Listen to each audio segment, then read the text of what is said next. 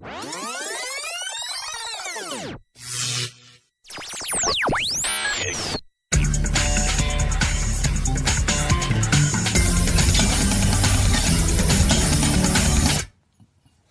everybody, my name is James Richardson and welcome to Weston People. Today I have with me Richard Sloane, the Director of Weston Football Club. Hello Richard. Hello James, nice to meet you. And you too, thanks for coming in. We've got some questions for you. Obviously Weston Football Club is obviously our team, it's our local town team. So first of all, tell me a bit about the team and which league we're in at the moment. Well, we are currently in the Conference South, which is a semi-professional football league. And this season we're doing extremely well. We are 7th in the league and hoping to get into the playoffs before the end of the season, which could actually result in promotion to the Premier League. Well, that's absolutely amazing. So you're doing very well, and you've only just recently employed a new manager to the team, Craig Laird? Yep, that's right. Okay. Craig came to us last season, early last season, from Bridgewater Town. Mm-hmm. He'd been a manager for 5 or 6 seasons at Bridgewater Town, and we appointed him to take charge of the team. Although he'd worked at lower divisions than the Weston-super-Mare are, he had all the experience of teams, players and so on around the county, and he certainly has motivated the team since his appointment with his assistant John Hale. Sounds to be doing a very, very good job. Are you currently in any tournaments at all with the team? Well, I'm glad you mentioned that. Yes, we have done exceptionally well in the FA Cup. Yeah, we got through to the 3rd round, qualifying round, on Saturday. Brilliant. And we beat Havant and Waterlooville 3-2, which was a huge feather in the caps of the management team and of the players. And we're now into the 4th round qualifying. Which is quite rarefied for clubs at our level. We have a home game against Oxford City on the 29th of October. Wonderful. And should we progress from there, we then go into the 1st round proper, which brings in the big boys from the Football League. Wow, that's going to be an amazing moment, especially for Weston-super-Mare. It's going to be something to watch out for. Absolutely so, yes. Brilliant. OK, so gates and receipts. I hear our fan base is growing really well.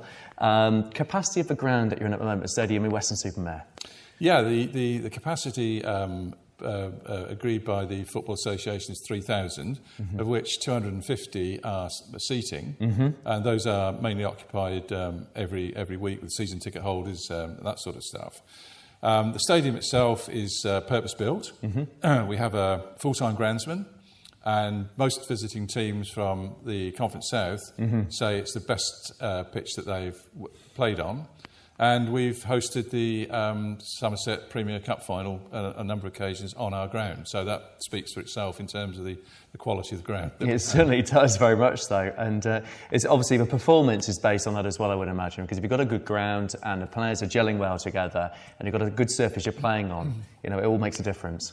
We have a fantastic togetherness within the team. The manager has created a fan base within the club itself and within the team itself, so that the team spirit is absolutely second to none. Yes, yeah. And I should just say to you that half our games, of course, are away. We have a coach trip on every one of our games because Weston-super-Mare is out on a limb, if you like, in terms of the league. Most of the clubs around London. And the team spirit, win, draw or lose, on that coach is absolutely fantastic. That's what you need. You need everybody gelling together. And I suppose the way to look at it as well is if everybody's negative after a game, they're not going to learn by any mistakes, they're not going to see what's gone wrong. But if you do have that excellent team spirit from, I don't know very much about it, but from what I've heard, you can learn by what went wrong and you can progress on to the next game with confidence. Absolutely. I mean, the way our management team operate, and your viewers will probably see that on Friday evening when we have the offside at 7 o'clock here. They operate by coercing quietly the team. They don't go out, as a lot of managers do, shouting and bawling at their players. They talk it through with them. They come to decisions, maybe change tactics and so on. And the captain of the club, who will also be here on Friday night, is part of that discussion, so that there's a full team input into the way the club is managed. Yeah, sounds great. Now, just reversing slightly back to the ground itself, for anybody watching, obviously, the show today, there is access for the disabled? Yep, there is. There's access for the disabled. The pricing structure is such that senior citizens and under 16s come in at a reduced price. Yeah. And there's also a family ticket, which enables an adult to bring a child under 10 for £1. No, that's great. A great day out. Absolutely, yes. And the way the team is playing right now, that is a real good day out. Yeah, absolutely. Yeah, it gives them a bit of a taster for what's to come. So, current tournaments, FA Cup, there's a lot of things going on at the moment. Now, what is the biggest stadium you've played at, or what is the biggest stadium Weston Football Club has played at in the past? Well, going back about 5 years, I'd say that Northampton Town, that we played in the first round proper of the FA Cup, was the largest stadium. And of course, there's another competition we haven't talked about, the FA Trophy. Yeah. Should we get to the final of that, then that's staged at Wembley. So that, if you ask me that question next May, I'll say to you the answer. Yeah, definitely. Well, I'll be coming along to that as well. So the players themselves, they're local players. We've already mentioned they gel well together, but that's probably because they're from the same sort of background and the same area as well. And we know that always helps. But being a footballer isn't just the only thing in their lives. They also work part-time. Is that correct? Yeah, and that does cause problems because sometimes, like we've been in the FA Cup and in the next round, means we have to put a game that was scheduled for that day, a league game, back to an evening during the week. And therefore, the players have got to find time off to come to the game, whether it's home or away. And our players are a mix of professions and trades. We've got teachers, we've got plasterers, decorators in the team, and they all in their own way have to make sacrifices to be able to play for the club. Yeah, absolutely. So in a way, they have to be very keen on football and not only have it as part of a job, but also a hobby as well. You've got to love football to segregate your life in that way. Well, I think, yeah, absolutely. And what the manager has done, and his assistant, they have brought up players from perhaps 2 leagues down, say in the Southern League, South and West Division, and they've moulded those guys to 2 leagues above, and those guys are now competing very, very well in this Southern Conference South League. And so therefore the management team have done extremely well in being able to meld that group into a single entity. Sure, he's doing a fantastic job. I'm, for one, as an avid football fan... No, you support Newcastle. Yeah, and if I'm correct, you support Ipswich Town, so that takes us both back. So, do you... Now, I'm a keen follower of the transfer deadline day. Right. I am boring to the degree that I sit there watching Sky Sports and I'm watching to see who's going into which club, watching the reporters and everything else.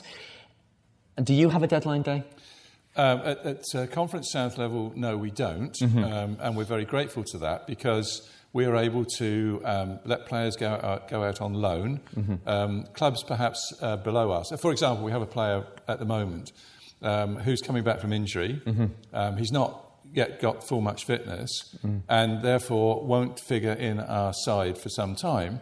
However, by being able to go out on loan to another club at a lower division, he gets that experience, he gets that fitness, and then comes back to us ready to take his part in the team. Yeah, so it all sort of clicks together. Brilliantly. Yeah, well done. So, is there a deadline day close to your division? If you go up to the next division, what division would that be? Yeah, the next division would be the Conference Premier. Okay. And that the cut-off point does apply at that level. So it does, even sort of for Weston Supermare football team, if you get up to the next level, the Premier Conference, you've then got your own deadline day as well. Absolutely, yeah. Brilliant. You're currently on Facebook. People can follow you on Facebook, which is wonderful.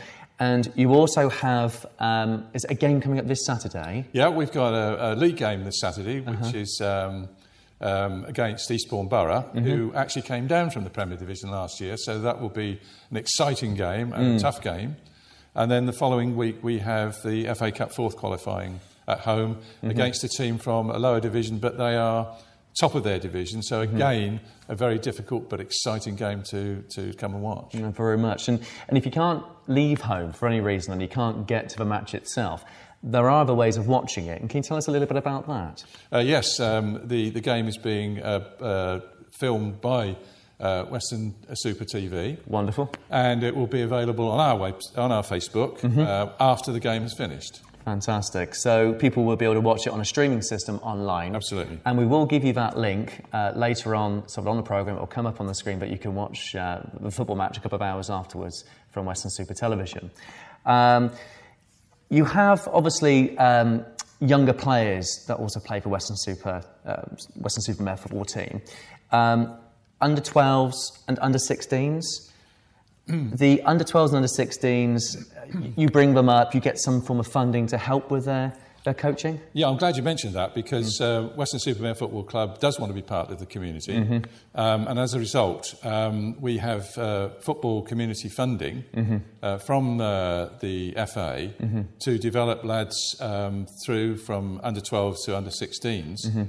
With a hope that some of them will eventually make it into our first team. Sure. But if they don't, then some of them will be good enough to play in the Southern League and maybe the Toolstation League. Yep. And that's our commitment to expand that programme as much as we can.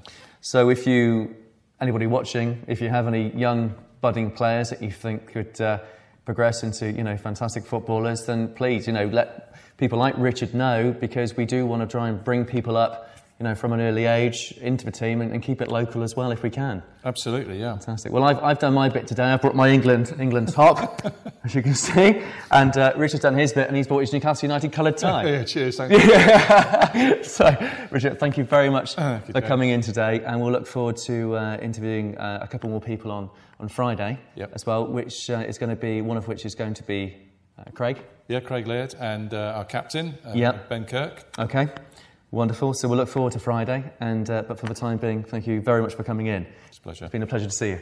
Pleasure to be here. Thanks, Richard. Thank you.